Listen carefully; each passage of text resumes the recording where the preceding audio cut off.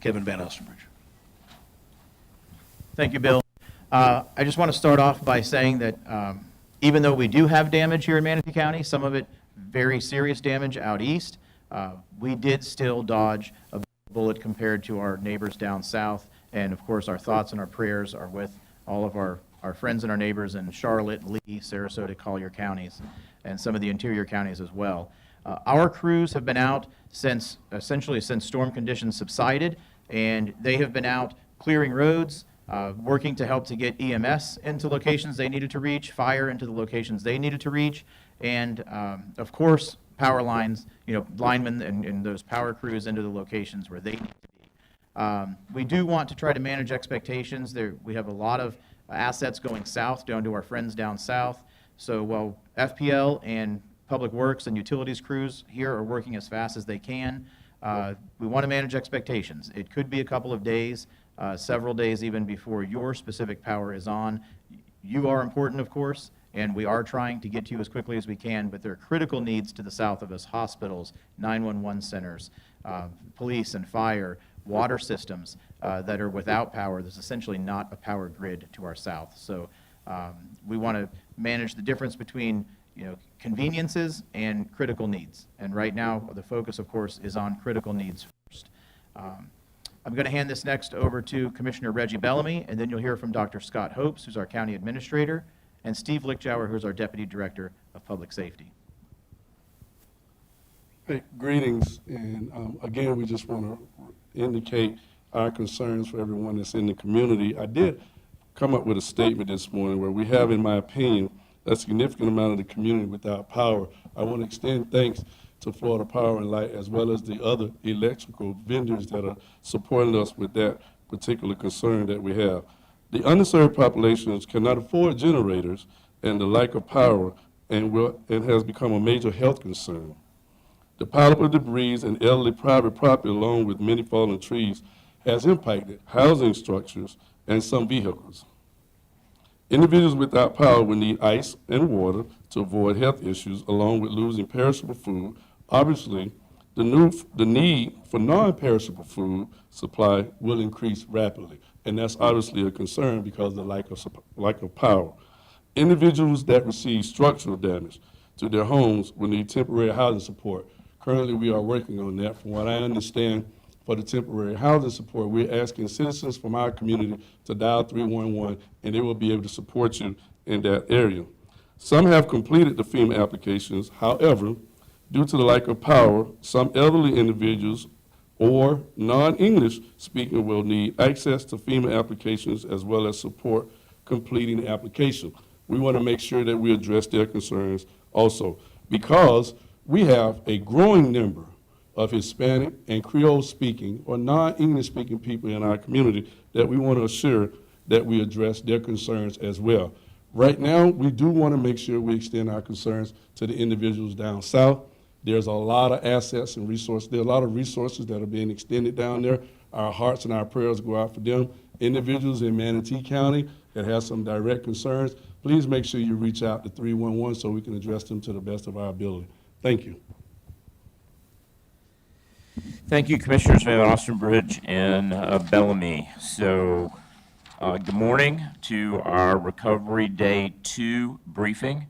On the good news scene, yesterday there was a successful rescue of 7 individuals out in Mayaca, a total of 11 individuals. We had assistance from the Coast Guard as well as the fire districts and county public works airboats, and that was an early morning approach. We are continuing to assess the damage to our county. Newly deployed crisis track software has been used to initiate real-time tracking. So far in Manatee County, we've documented $10.5 million in residential damages, $4.4 million in commercial damages, and those numbers will continue to climb.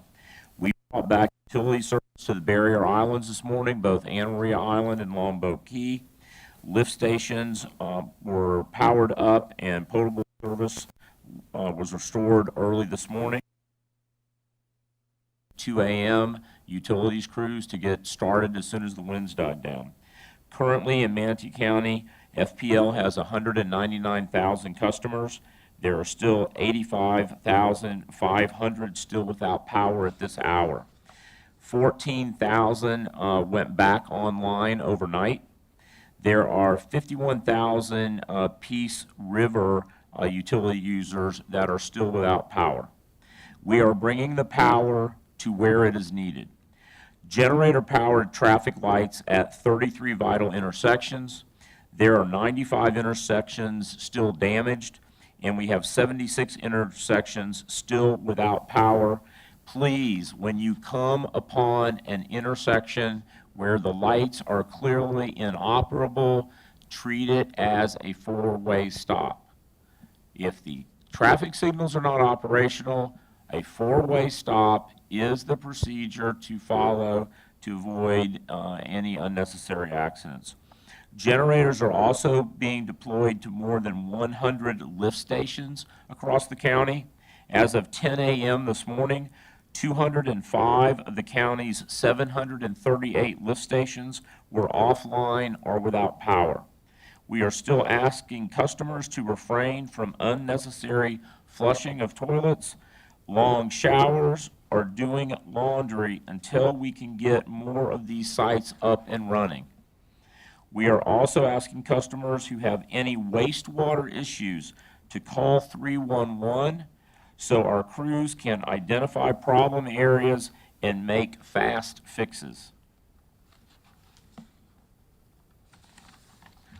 We are seeing rising water. Remember, out east, the rivers have yet to crest. Those rivers out east are above flood stage, and we have an incredible amount of standing water, and that standing water is rising. I had the opportunity yesterday to go out by air and visualize the magnitude of the flooding that we have out east. And there are some areas where you're beginning to see it recede. I know out at our Rye Preserve Park, we can now get to it. We could not get to it yesterday. But due to rising water along Gamble Creek, Jim Davis Road, Upper Manatee River Road west of Rye, and Golf Course roads are closed at that time. Public Works and crews went out there about an hour or so ago to close off those roads because of the rising water. Expected to remain closed for at least an additional 2 to 3 days as the water continues to rise up. Water is also overflowing at Canal Road, 16th Avenue East, at 16th Street in Palmetto. Please avoid those roadways, and when you come upon standing water, do not try to drive through it, detour around it, or turn around and go back. We are getting back to work. County operations are expected to resume Monday. Trash collection, landfill operations, and inspection services. Repairs to County Administration Building have begun after flooding issues. Roof on the northwest corner of the Administration Building was compromised during the storm, and we suffered water intrusion that has affected all 8 floors of the Administration Building. We are answering the call. More than 9,000 calls into our enhanced round-the-clock 311 phone system have been completed. Our EMS crews have been rolling on 189 calls for service yesterday alone. So with that, I can take any questions.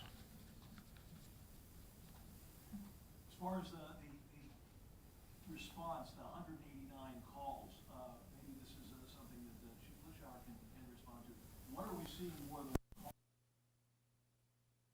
people who are just concerned with damage? Or what are they asking? It is a combination. We're getting calls for housing issues. We're getting reports, as we had asked for reports about, areas where we have down trees, where we have down power lines, blocked roads. I think most, if not all, the roads are opened. We brought in 4 different contractors, 3 of which actually showed at 6 o'clock yesterday morning, got to work. So we've been moving that. I can get a call log out to you and then summarize that. Chief, are you aware of the nature of the 311 calls? We'll get with the director. Okay, as far as the rivers out east, that concern is still going to be great over the next several days as that water. At least. I mean, as long as we don't get any additional rainfall, those rivers are not expected to crest until sometime tomorrow. So we should expect probably through Monday, high water on a number of those roads blocking passage.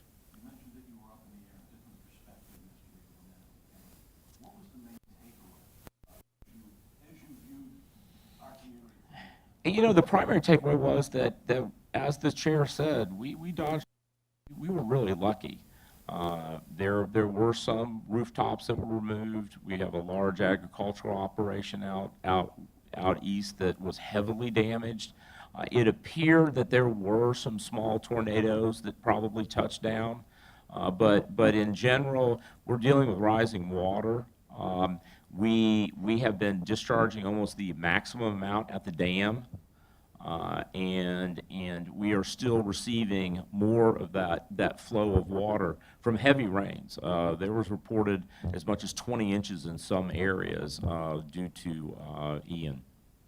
What is your biggest concern moving forward from today toward Monday and a restart as business as normal? Well, our primary challenge right now is power. The concern is that in many areas, this is not a common recovery restoration of power. There was significant infrastructure damage with transmission lines, and that's compounded with the supply chain issues. Even in our own county, there are some light poles and things like that we've had back ordered for a year.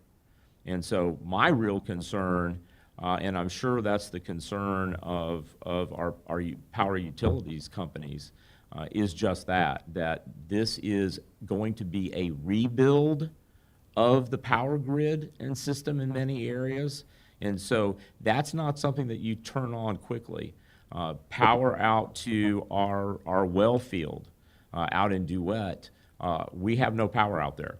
And so as we speak at the moment, we're moving 4 generators out there by heavy truck, including building a road in order to get the heavy equipment out there in order to get those wells online with generators that fortunately we purchased last year. Chief, you want to give us an update on the EOC? Yes, sir. Good morning, Commissioners, Dr. Hopes. A couple of things I want to mention. If you are out and about and see extra ambulances in the area, we are using the convention center as what we call a staging area for the counties south of us.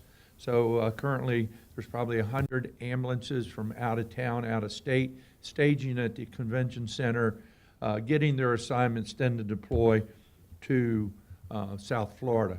You may see other equipment coming in, may see extra power company equipment coming in. But from the EOC, I talked about this last night, want to reaffirm, in any major storms, more people are injured and die after a storm than during the storm. So Dr. Hopes alluded to, come to an intersection with traffic light, treat it as a 4-way stop. But I want to impress upon at home, safety measures at home.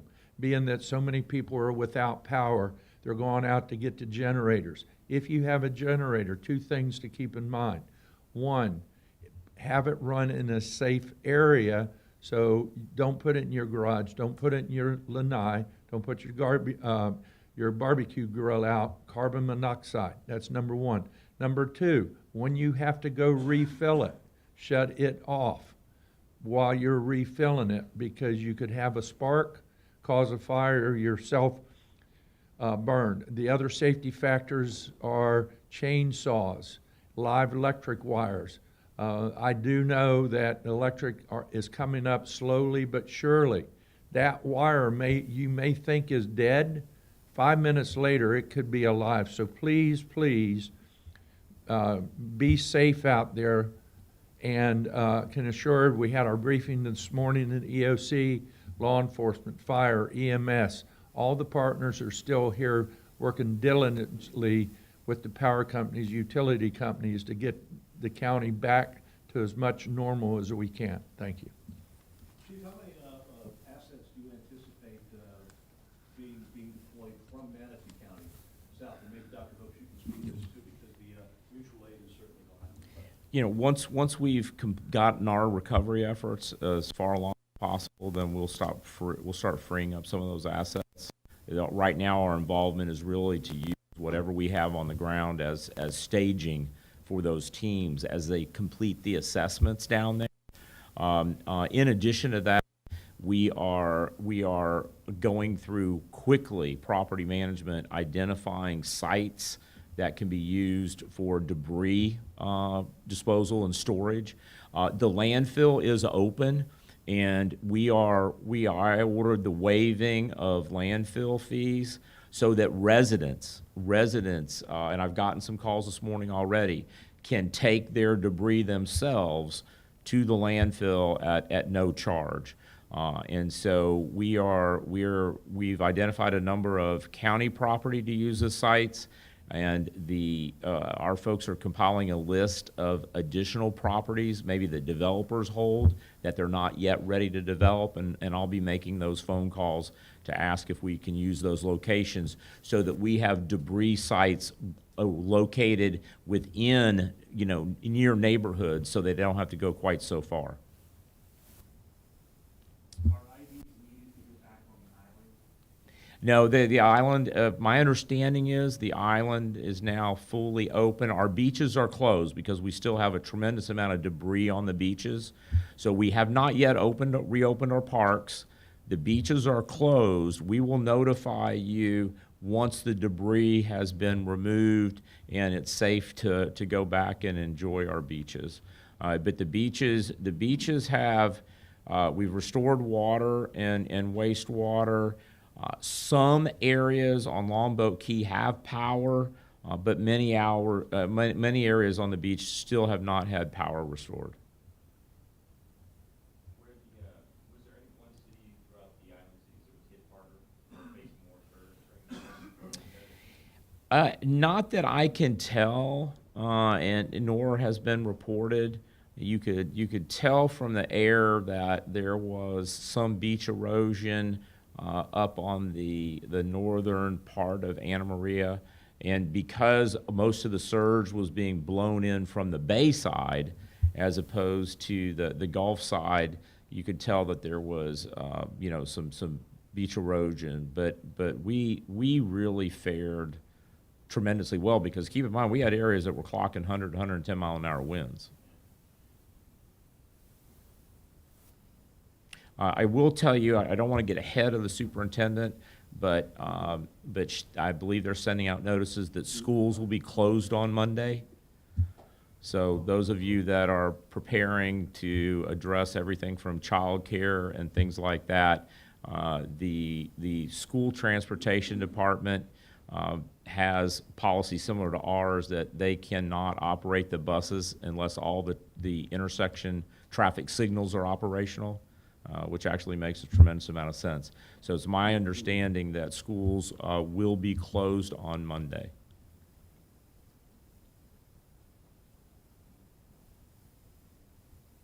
And we'll be assessing today what parks we can open up.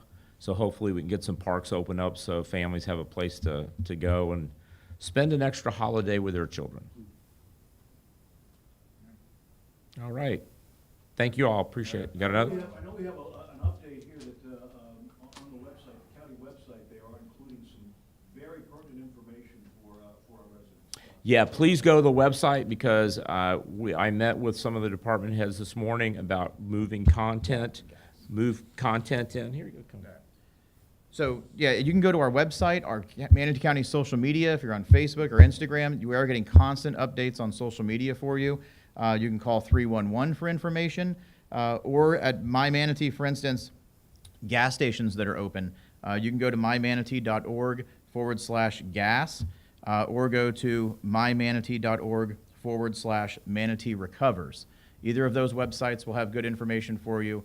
If you're just, goofing around on your phone, keep yourself informed. Go online, go to our Facebook page. You can go to my Facebook page, but you go to any of these Facebook pages and you'll see on these places tons of information from generator safety to what intersections are open and closed, what gas stations are open.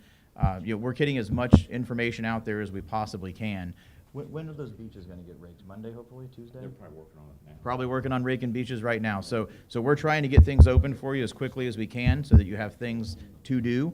But we do want to manage expectations when it comes to power. I'm getting a lot of constituents reaching out about electricity, and I don't have electricity at my house, so I would like to see the power on as well. But we have to just remember that there are a lot of resources going south.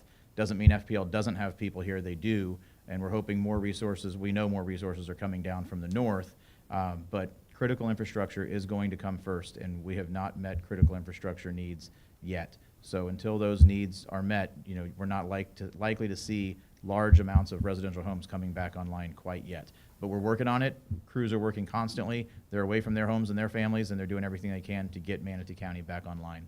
So, do you have anything else you wanted to ask? Okay. Oh, one last comment. A couple things regarding power.